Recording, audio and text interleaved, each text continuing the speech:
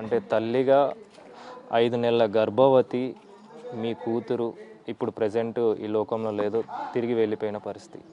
మీరు ఏ విధంగా చూస్తారు దీన్ని? అంటే అంత్యక్రియలు చేయడానికి కూడా వాళ్ళ తల్లిదండ్రులు ముందుకు రాని పరిస్థితి. సార్ నా బిడ్డ నాకు కావాలంటే రాదు. వాడు కక్షతో తీసుకుపోయిన ప్రేమతో పెళ్లి చేసుకోలేరు. నా బిడ్డను దోశలకో ఇడ్లీలకో వేసిత్తువని నేను లేనప్పుడు తోలుకపోయిందంటే ఇంట్లోకి వెళ్ళి తోలుకపోయి ఆ పిల్ల వచ్చిపోయి కమలకి ఆ పిల్ల మీదనే ఉన్నది ఇంటి ఇల్లాదులకు ఉండి తల్లిదండ్రి మేము ఒక పెళ్లికి పోయినాం. అయినా డ్రైవర్ ఆటో నడిపిస్తాడు నా మగడు. నా పిల్లలు ఇంకా చిన్నగా ఉన్నారు. మేము లేనిది చూసి నా బిడ్డను పిలుచుకుంది. 2 కాళ్ళ మీద పడ్డదంట. తల్లి తండ్రి ఇద్దరు. తండ్రి అట్లాంటి వాడు కాడు కానీ ఆడ పిల్లని నా ఒప్పిస్తేనే ఎలా పిల్ల మాట్లాడతలేదు. మా అమ్మ మా నాయన పరువు పోతుంది అని చెప్పింది. నా బిడ్డని నేను అడిగితే చెప్పింది సార్. అంటే మీ దగ్గరికి గొడవ పెట్టుకొని మీ దగ్గరికి రావడం జరిగింది? గొడవ పెట్టుకోకముందు సార్ ఫస్ట్ విషయం ఇది. తోలుకపోయి నా కొడుకు నిన్ను చేసుకుంటా అంటుడు. మా కోరిక ఇది, చేసుకో.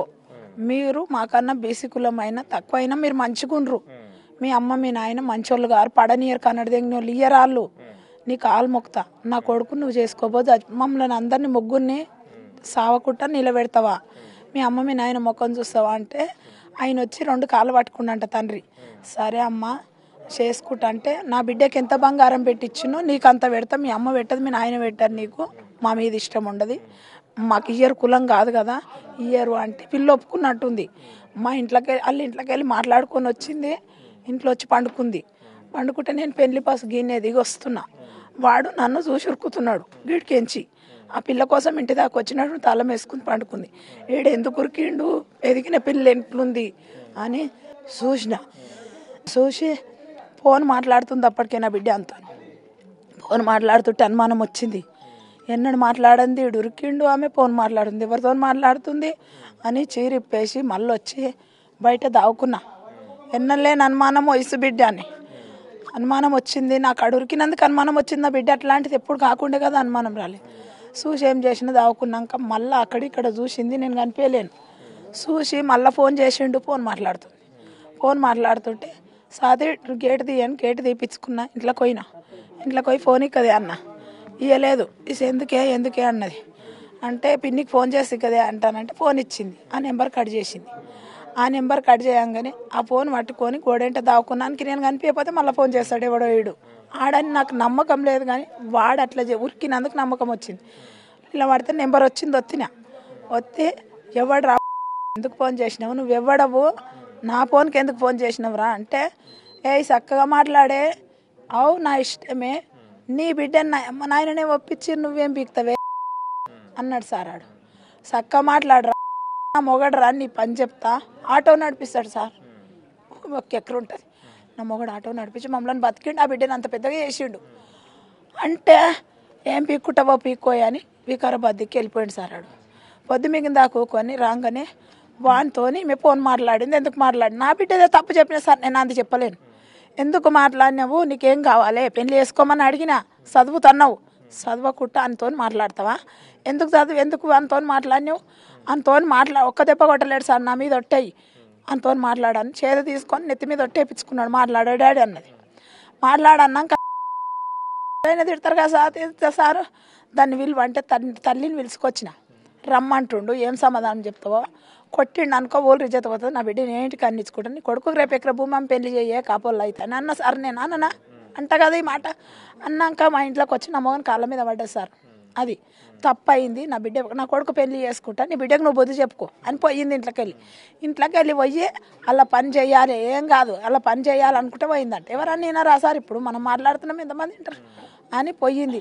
పోయినాక ఇక 2 నెలల దాకా తెల్లారే నాకు 3 తమ్ముళ్ళు, నా తమ్ముళ్ళ పిలిచి నా అమ్మగారి ఇంటికి తోలే, నా బిడ్డ నీడొద్దు ఈ ఊరు పాపపూరని 10 రోజులు ఆడున్నే దవాఖానకు చూపించి హాస్టల్లో పోయి తోలొచ్చారు. హాస్టల్లో పోయి తోలొచ్చినాక మంచిగానే ఉన్నది. పెద్ద పండుగ అయింది. పెద్ద దున్నపోతుల పండుగ అయితే ఇక్కడికి తోలుకొచ్చుకున్నాం. అయినాక సంక్రాంతి పండుగ వెళ్ళినాక 3 రోజులకే ఇక 2-3 సార్లు మేము చేయను కన్నాం సారు. 2-3 సార్లు కారు తీసుకొని తిరిగిండు కానీ గిట్లే తిరుగుతాడు ఇల్వ తప్పినాడు అనుకున్నా. పొద్దుమెక్కిగా మేము పడినాక నా బిడ్డ బయట నెత్తి దూకొని గిడ్డ నిలబడదంట. ఫోన్ తెచ్చి గొడవ మీద పెట్టిపోయిండట. నాకు తెలియదు, చిన్న ఫోన్ అంటది. అందరు ప్లాన్ చేసుకురు కదా సార్. ఆ ఫోన్తో ఏం మాట్లాడిందో, మా ఫోన్తో మాట్లాడలేదు. ఫోన్తో పైనకి ఎక్కి మాట్లాడింది. ఈ టైంకి వస్తా అన్నట్టుండి మేల్కున్నది. పిల్లని తీసుకుంటూ పోయిండు. తెల్లారి పిల్లని తీసుకొని పోయినాక మేము ఏం చేయాలి సార్? వాళ్ళు లేడు. మన ఇంటి మీద పెట్రోల్ అన్న పోస్తాము, మందన్న పోస్తాం, వాళ్ళు ఉంటే చంపనని చంపుతాం. ఈ రెండే కదా. 20 ఏళ్ళ బిడ్డ చదివిపించినాం, మాకు కూడా ఉంటుంది కదా. ఎత్తుకపోయిండు. పోయి పెట్రోల్ పోసిన సార్, నేనే పోసిన, నా మొగడు పోయలేడు. ఎందుకంటే నేను ఆవేశం తట్టుకోలేను. పోసిన. వాళ్ళు అంటుకపోలేరు, పుల్లగిరేనికి వచ్చిండ్రు, అంటుకపోలేరు.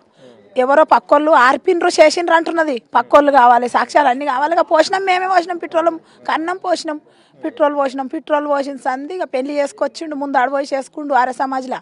ఎంటకెళ్ళి బిడ్డ, తల్లి, తండ్రి మేము ఒప్పించినాం, మేము చేస్తాం. వాళ్ళు కాపర్లు కారు సారు.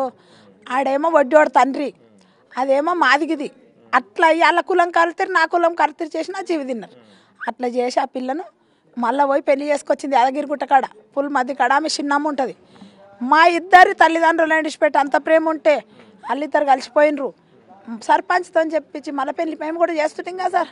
చేసి మంచిగా ఉంచుతుంటాం కదా. పెళ్లి చేసుకొచ్చింది. పెళ్లి చేసుకొచ్చినాక ఎరకైనాక తిట్టనా మేము చచ్చిపోయినా ఆమె కాళ్ళని చిన్నమ్మతో కాగితం గడిపించిన ఇంట్లో పీనికెళ్ళని అని తిట్టినా సార్. తిట్టినా పెళ్లి చేసుకొచ్చింది. పెళ్లి చేసుకొచ్చినాక 2 నెలలు ప్రెగ్నెంట్ అయ్యి 2 నెలల లోపలనే ఆ బిడ్డ ఇంట్లోకి వెళ్ళి పోయేటప్పుడు అట్లా అయ్యింది.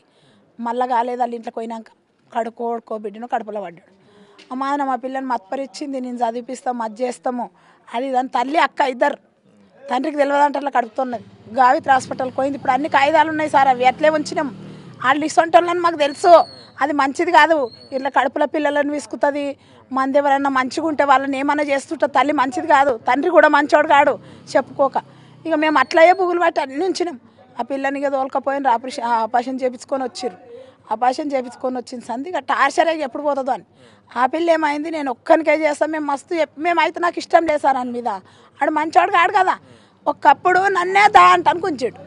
ఎందుకంటే జీవి పోతుంది.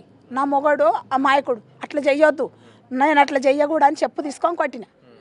ఆనికి అవన్నీ ఎందుకంటే ఆడు మంచోడు కాడని నాకు ఎట్లా తెలుసు కదా. వద్దు బిడ్డ, ఆడు మంచోడు కాడు, వాడు నేను ఇంకా 10 మందిని చేయంగా చూసిన, వద్దన్నా అంటే కూడా నా బిడ్డ ఒక్కంతోనే తప్పు చేసిన. ఆడెళ్ళి అంతకుముందు 12 మందితో తప్పు చేసిన కానీ ఇప్పుడు నేను ముట్టినాక అన్నాడంట.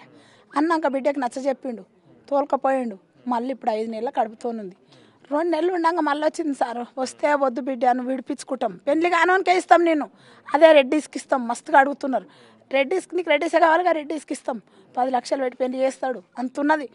నన్ను ఇస్తాం వద్దు అని దగ్గర అంటే నాకు ఒక్క కడుపులా ఒక్క మొలక పడ్డది. ఆమె మాటలు వేరు సారు. ఆమె డాక్టర్ అమ్మ జరా, మేము పేదోళ్ళం సారు, చెప్దామంటే కడుపు కదులుతున్నదో నాయమ్మా, నా కడుపులా ఒక్క మొలకనేసిండమ్మా, నేను పోను అన్నదమ్మా. అంటే వద్దు బిడ్డాడు కట్టుకోడు అని చెప్తే సారు. నాయమ్మ ఒకరోజు తప్పించి ఒకరోజు దొంగతనంగా ఆడు లేవాడు సార్, పని చేయడు, గంజాయి తాగుతాడంట. చెప్పింది గంజాయి అంటే ఏందో నా మొగడు తాగాడు, నాకు తెలియదు సార్. గంజాయి తాగుతాడంట, రోజు తాగోసాడంటే ఇంటికన్నా సార్ వాళ్ళు అన్ని పండుకో తిను, నువ్వు పండుకుంటే తింటున్నా దింకపోతుంది అని వీళ్ళు పైసలు పంపిస్తున్నారు అంటిగా అకౌంట్లలో అని ఫోన్ చెక్ చేసి ఇప్పుడు తెలుస్తుంది కదా సార్. వాళ్ళ అక్క ఆడు పైసలు వేసుడు అంటిగా ఫోన్లో, అట్లా దింకపోతుందని. ఆకలి అవుతుంది ఏమన్నా తీసుకురాపంటే ఆడకొచ్చుకపోయే రోడ్డు మీద ఆటో నడిపించటోని కుట్టినవే నువ్వు అన్నాడంటే సార్. అమ్మ నాకు ఇట్లా అంటున్నాడంటే ఆటో నడిపిస్తాడు, నన్ను మంచిగా నడుపుతాడు బిడ్డ, నువ్వు రా, నీకు వద్దా కడుపు ఇప్పటికైనా తెప్పిస్తాం. 5 నెలల కడుపు అయితే కథనా, 20,000 పెడితే కడుపు తీసేస్తారంట. నీకెందుకు దా అని అన్నాం. ఆడ అట్లనే వండుకొని నేంటి కనిస్తామా నేమనం దా అన్నాం. అట్లా రాలేదు, నేను ఒక్కంతోనే చేస్తాను. ఇంత మంచిగా అంటుంది, నా తానే ఉంటుందని మంచిగా చూసుకోవాలి కదా సార్. చూసుకోవాలన్నా వద్దా? బిడ్డని నరికి పోగులు పెట్టిండు. అమ్మ మనకు శ్రీమంత మంచనుంది చేస్తావా అమ్మ అంటే, ఊళ్ళో డాడీ ఎవరు నన్ను అడుగుతాడేమో, ఆడు తోలిస్తా అంటే నువ్వు వస్తే ఓడి నింపి తోలిస్తా, లేకపోతే ఆడు వద్దంటే మాట్లాడినా సార్. నేను కనుక్కున్నా కదా, నేను అవద్దని చెప్తలేను. నాతో మాట్లాడింది, ఏమన్నా తెచ్చి పెడుతున్నంటే ఏం తెస్తలేడమ్మా, పక్క ఆంటీ అవి ఇవి చేసినప్పుడు ఫోన్ చేస్తుంది, పోయి తిని వస్తా, ఆడైతే బయటకు పోతుండు తిని వచ్చిండు అన్నది. పైసలు ఉన్నాయా బిడ్డ అంటే లేవంటే, మొన్న నాకు సర్టిఫికెట్ వచ్చిందమ్మా, నేను సారు నన్ను ఎగ్జామ్ రాయమంటుండమ్మా, నీకు తెలివి మంచిగా ఉంది సాతి గానింట పోయినామన్నాడు, నాకు పైసలు కావాలంటే 3,000 ఇచ్చిన. ఫీజు కట్టింది సార్, సేవల కాడ సార్ని అడుగుండి, నాకు తెలియదు కానీ ఆ సారు పైసలు కావాలంటే ఎగ్జామ్ ఫీజు కట్టించిన, 3,000 ఇచ్చిన. 2,000 ఊళ్ళో సర్పంచ్తో నేర్పించిన, తిండికి కూడా వెళ్ళిపోయింది సార్ ఆడు 2,000 సర్పంచ్తోని. ఇట్లా ఆడు వీళ్ళకు ఆ సర్పంచ్తో నేను మాట్లాడా, బాబా నా దగ్గర పైసలు ఉన్నాయంటే జరిగే అమ్మ నా బిడ్డకు తండ్రికి చెప్తే తిడతాడో మగ పిల్లగానికి కోపం ఉంటుంది. బిడ్డనికి ఇట్లా చూస్తుంటా వాళ్ళ ఇంటి మీద కోతాడేమో ఇట్లా మింగుకున్న సారు మంచిగా అవుతారంటాను. 2000 సర్పంచ్ చేత్తోనే ఇప్పించిన బిడ్డకు ఆవిడతోనే గడిపింది. ఇడ్లీయో బొండనో దోశనో ఏదో తిన్నది బతికింది. ఇన్ని రోజు తిండి తెచ్చిపెట్టలేడు, హింసిచ్చిండు. పొమ్మన్నాడు, పోన్ నేను నీ తానే ఉంటా, నీకే గంట, నీ ఓం శానికే ఉంటా అన్నది. అమ్మాదనం బిసికిండు, ముక్కలు చేసిండు. మాది తక్కువ కులం అని మీరు న్యాయం జరిపేకుంటుండొద్దు. అదే శంషాబాద్లో ప్రియాంక రెడ్డిని రెడ్డి అని చంపిండ్రు. ప్రియాంక రెడ్డికి ఏం న్యాయం చేసిండ్రు సారు? ఏం చేసిండ్రు? మరి నీ కాల్చి చంపవా? నన్ను చంపలేకుంటే నన్ను చంపుతావా? వచ్చినావు కదా చంపిపో. ఎందుకంటే నా బిడ్డ పైన నాకు బాధ ఉంటుందా? ప్రియాంక రెడ్డి రెడ్డి అనేమో చంపిర్రు. మేము బీసీలను చంపకుట్టుకుంటావా? ఊకుంటావా? ఊకోనని చెప్పు. నోరు లేదా? నాకుంది కానీ నీకు లేదా? చంపు అని న్యాయం జరపాలి. వానికి శిక్ష, తల్లికి అక్కకు ముందు శిక్ష, తండ్రి జరనయ్యం. తండ్రి చేపించుకుందామన్నాడంట. వద్దు, అది తక్కువ కులం అన్నది. తక్కువ కులం నాది ఏడంది సార్. నా చెప్పులు ఇస్తే తడుకుంది సార్ వాళ్ళ అమ్మ. నేను కళ్ళు ఓపిస్తే తాగింది సారు. నేను ఎట్లా ఒకటి సార్ ఇప్పుడు నా లెక్కేడా దాని లెక్కేడా సారు? చివరిగా మీతో ఎప్పుడు మాట్లాడడం జరిగింది? నాతో శనివారం పొద్దుగాల లేవలేడు. డాడీకి జ్వరం తక్కువైందా? డాడీకి శుక్రవారం నాడు గ్లూకోజులు పెట్టించుకొచ్చిన పొద్దున్న దాకా హాస్పిటల్ ఉన్నాము. డాడీకి జ్వరం వచ్చిందమ్మా అంటే డాడీకి అమ్మ మాట్లాడుతుంటే ఏం మాట్లాడతావు అయినా కోపికే లేదమ్మా అంటానన్న. మాట్లాడతానన్న తండ్రి బిడ్డ మాట్లాడుకుంటారేమో అంటే తిన్నడా ఏమన్నా అంటే గోళీలు గిలాసులు కలిపిస్తే తాగిండి అంటే పక్కన నాగింది సారు. పక్కన నాగింది. చెల్లెలు కూడా జ్వరం వచ్చిందని చెల్లెలు కూడా అట్లే కలిపి అన్నది. ఇద్దరు కల్పించిన ఏం వండుకున్నారు మరి అంటే పులిగూర చేసుకున్నాము. వాళ్ళు ఏం తింటే నేను అదే తిన్నా. వాళ్ళకోటి నాకోటి ఉంది అంటే తమ్ముడు మంచిగా ఉన్నాడు అంటే మంచిగా ఉన్నాను. అమ్మ మంచి గోళీలు వేసుకో, మంచిగా వండి పెట్టు, ఏమన్నా చేసి డాడీకి తినేదే ముత్యమంతమ్మ అంటానంటే సరే అంటానన్న సార్. నా బిడ్డకి ఈ మాటలు మాట్లాడింది. లేవలేడు అంటే ఏం కూరగాయలు లేవు, ఏం తేలేడమ్మా, నిన్న పగటిపోయి తిని వచ్చిండు. నేనేం తినాలనో కింద ఉరిమిలక్కనంట సారు. ఉరిమిలక్క ఏమన్నా చేస్తా వచ్చి తినిపో, వాడు తేడు అది కాదన్నది. అడక తిన్నా సారు. ఆడు మంచిగా పెళ్లి చేసుకుంటాను తెచ్చి పెడుతుండే కదా, పని చేస్తుండే కదా. సంవత్సరం నారాయే తల్లి పైసలు వేస్తుంది. మేడిపల్లికి వీళ్ళు పెళ్లి జరగంగానే అక్కడికి వెళ్ళడం జరిగింది. వాళ్ళు ఎప్పుడు పోయినరో సార్? ఒక్కనాడు మేము దానికి ఆడుకోలే. ఇగో 20 ఏళ్ళ బిడ్డను వడగొట్టుకున్నా. ఇద్దరు వాళ్ళు 3 సార్లు వచ్చిన 3 సార్లు వచ్చిండ్రు కదా.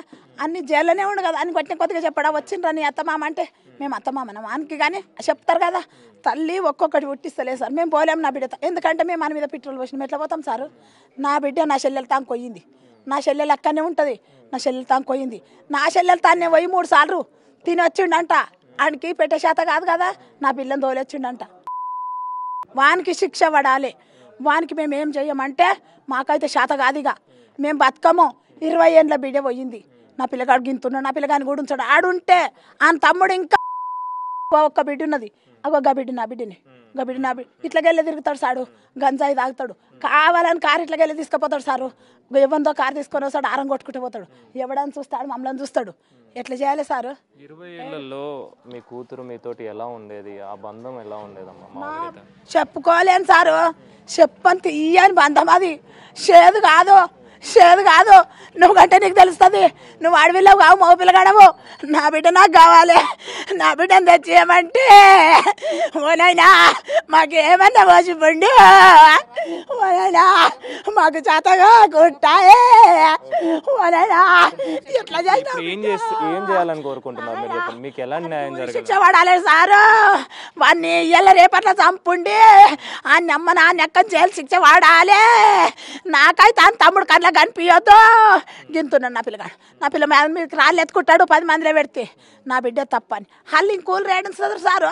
నా మొగడు ఆటో నడిపించి బతికిస్తాడు. ఆటో ఇప్పుడు నడుమలు ఇరిగిపోయినాయి అని కొట్టడానికి శాతం అవుతుందా మాకు? వాళ్ళు మంచోళ్ళు గారు. వాళ్ళకి శిక్ష పడాలి. అన్ని చంపాలి. నేను గాయాలు లేడువా. నేను మీతో పాటు వచ్చి వద్దమ్మా ఊళ్ళు ఉండకు, మా ఇంట తిరగంటే గీ పట్టుకొని తిరుగుతా. న్యాయమా అన్యాయం సారు? ప్రియాంక రెడ్డి గురించే న్యాయం జరిపించిండ్రో. నా బిడ్డ కూడా పేదదాని కడుపులో పుట్టిన నా బిడ్డ కూడా అదే సార్. నా బిడ్డ ఎంత ముద్దుకుని చూసినావు? డాక్టర్ అమ్మా, కలెక్టర్ అమ్మా, నేను ఎట్లా మర్చిపోతా సారు? ఫ్యామిలీ మెంబర్స్, తల్లి తండ్రి కూడా కన్నీరు మున్నీరు అవుతున్న పరిస్థితి. కన్న కూతుర్ని 20 ఏళ్ళుగా పెంచుకున్న కన్న కూతుర్ని అతి దారుణంగా భర్త మహేందర్ రెడ్డి చంపడం తీరని లోటు అని చెప్పేసి కూడా చెప్పడం జరుగుతుంది. అదేవిధంగా వాళ్ళకి ఖచ్చితంగా కఠిన శిక్ష విధించాలని చెప్పేసి, ఉరిశిక్ష వేయాలని చెప్పేసి కూడా వాళ్ళు డిమాండ్ చేస్తున్న పరిస్థితి. కెమెరా పర్సన్ నరసింహతో అనిల్, బిగ్ టీవీ, హైదరాబాద్.